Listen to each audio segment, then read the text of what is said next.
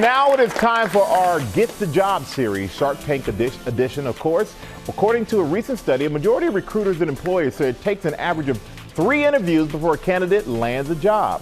And this morning, our Sharks, Barbara Corcoran and Daymond John, and our audience are going to help to navigate those tough waters and keep your career sailing forward. And thank you both for joining me this morning. And Daymond, I have a question for you. How important is the interview process to you when you're hiring somebody? Extremely important, because at the end of the day, it's how you interact with me. Can I sit next to you for 8 hours a day, 5 days a week for 5 years? Yeah, that's a good way to look at it. Yeah.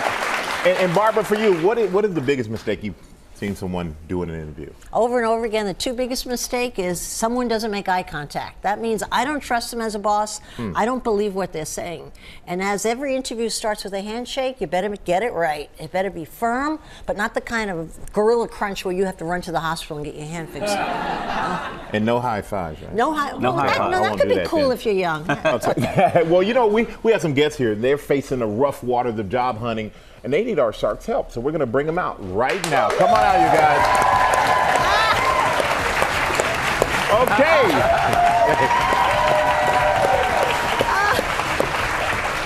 These are great.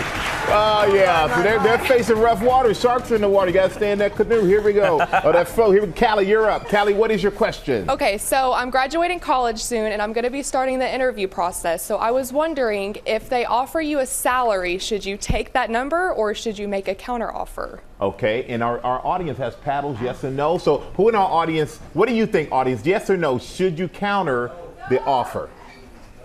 Mixed bag. Mixed bag, yeah. Mixed bag here. Wow. All right. A lot of yeses, a lot of no's. More no's than yeses. So, Barbara, what do you think? What should you do? Well, I've hired thousands of people in my life, and I can tell you the people who get paid more are the ones who ask. Wow. And Daymond, what about you? Yeah. I believe if it's your dream job and they're giving you exactly what you want or more, no, you do not have a counter offer, because you're happy to be there, and then you can go in there and prove your worth and ask for a raise later. Yeah. So it's kind of either or. Everybody's right. Everybody's right. And maybe it's about filling out. Maybe it's about filling out that situation too. Yeah. Yes. And Gabriel, you're up. What you got? Can I ask for vacation time during the interview, or should I ask them? Okay, audience, what do you think? What do you think? Then you don't need our answer. All right. Okay, David. I think you can mention it in a different way. You know, hey, I believe that, you know, working is life, a little bit of life, a little bit of working, and I want to make, or a lot of working. I want to make sure that I'm happy here. Are there opportunities to have some personal time? But don't ask for vacation time. Barbara, what do you think? What do you think, Barb? I think it's a question you can ask in the second interview, not the first interview. And I think, to Damon's point, it's how you say it. If you say, what is the policy on vacations? That's appropriate, but not in the first interview, because it labels you as lazy. Yeah. Oh, agree. Yeah. Good point. Good point. Jocelyn, you're up next. What is your question for the Sharks? So I usually do a follow-up email after an interview. Would it be appropriate to do a call as well if I don't hear back from them? Audience, what do you think? A lot of yes, more yeses than no's. All right, Barbara, what do you think? Follow-up. I'll tell you a story. I hired a guy years ago who followed up on the interview by showing up at my desk 9 o'clock the next morning asking for the job. Wow. I couldn't stand the guy, but I hired him. Because it was a sales position. I knew he was going to make a ton of money. But the most important thing is keep your note, which I think, well, keep your note short. You should say, thank you for the interview. I really want the job. A lot of people forget to say that.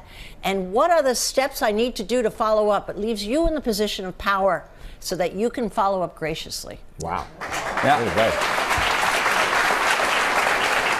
I think a nice in between is after email, just send a nice letter, a card. You see, emails get erased, they stay in these folders, but the card will stay on the desk and they think about you a little further. Yes. Okay. Jacoya, what do you have for us?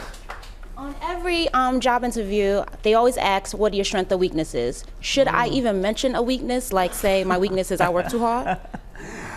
Daymond? Audience, what do you think? Your audience, yes or no? All right. No? A lot of no's here. All right, listen, whether you're an entrepreneur or intrapreneur, we all know that you're not perfect. I think your weaknesses should be put in a different way.